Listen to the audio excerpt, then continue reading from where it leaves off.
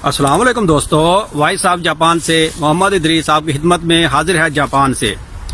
तो दोस्तों आज की वीडियो है जी, एक दोस्त ने पूछा था कि अगर बंदा जापान में किसी फिलिपिनो लड़की से या जिसके परमानेंट पेपर हों, बल्कि फिलिपाइन की लड़की की ही बात करते हैं कि फिलिपाइन की लड़की है और उसके परमानेंट वीज़ा है, उसके पास लाइफ टाइम वीज़ा है, तो अगर उससे शादी कोई कर ले तो क्या उससे भी वीज़ा मिल सकता है?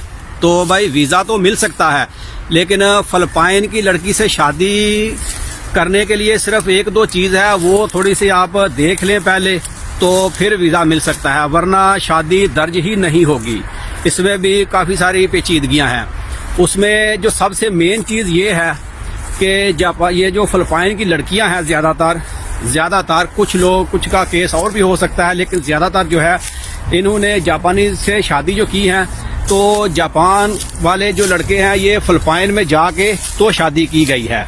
ज़्यादातर के केस ऐसे ही हैं, पुराने केस जो हैं। तो जब फिलिपाइन में शादी दर्ज होती है तो वो फिर मैरिज सर्टिफिकेट वगैरह लेके यहाँ जापान आते हैं और यहाँ से एलिजिबिलिटी वीज़ा निकाल के तो उसको यहाँ पर बुलाते हैं। ये सिस्टम पहले है, पुरानी लड़कियों के साथ ऐसा ही है।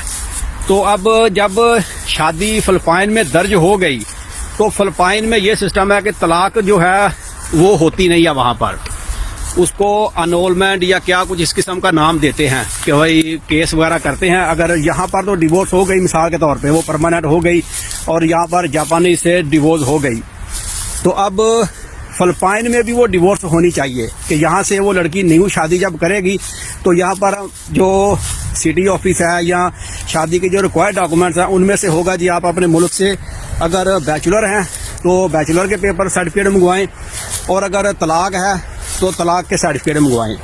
तो जब उसको तलाक हो गई तो वो सर्टिफिकेट कैसे मंगवाएगी वहाँ पर, क्योंकि फिलिपाइन में जो है वो तलाक इतनी जल्दी होती नहीं है, वो फिर कोर्ट में केस वगैरह करना पड़ता है अनोलमेंट का या किस किस्म का कोई नाम लेते हैं।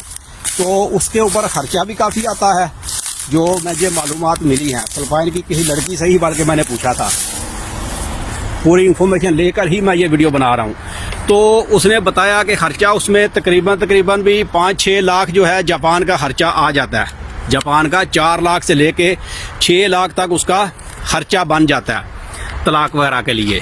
और फिर जो टाइम है, टाइम भी उसमें लगेगा, तकरीबन भी 1 साल भी लग सकता है और 2 साल भी लग सकते हैं, यानी कि 1 साल से कम टाइम नहीं लगता, इससे ऊपर ही टाइम लगेगा।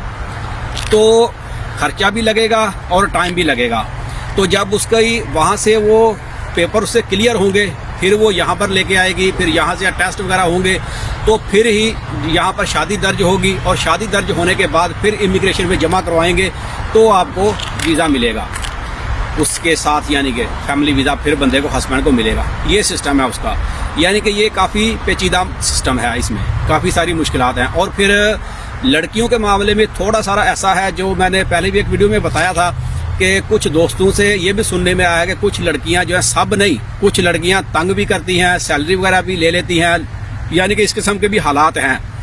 तो इसलिए अगर ये कुछ भी करना हो बंदे ने तो इस पर भी थोड़ा सा ख्याल करें, देखें कि इस किस्म के भी हालात हैं जापान में। जो पुराने बंदे हैं उनसे आप मालूमात कर लें, वो भी आपको बता देंगे वाकई भाई इस किस्म के भी हालात हैं। बल्कि खुद मुझे एक दोस्त ने फ़ोन करके बताया था, जी आपने बिल्कुल सही बात बताई है, पहले एक वीडियो मैंने बनाई थी उस पर भी बताया था। तो वो वीडियो देखकर उसने बताया था जी 15 साल मुझे भी जापान में हो गए हैं, तो पहले मेरे भी फिलिपिनो के साथ ऐसा ही हालात थे, और वाकई यही सिस्टम होता है कि भाई पैसा वगैरह कोई बचता नहीं है।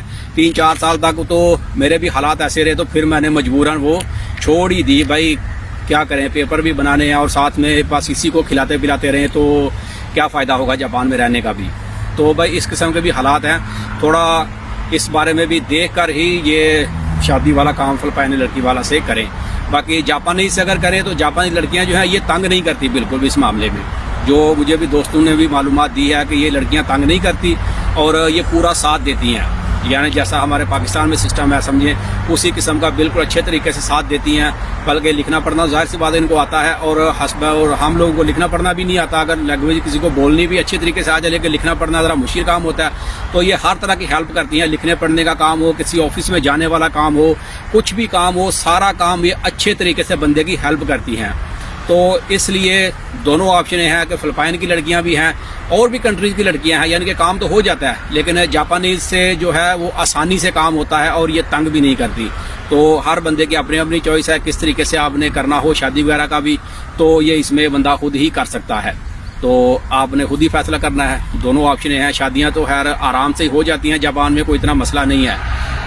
तो ये वीडियो बस यहीं तक थी। वीडियो अच्छी लगे तो इसे लाइक कर दें। मिलते हैं किसी अगले वीडियो में, तब तक अपना बहुत ख्याल रखें। पाकिस्तान जिंदाबाद।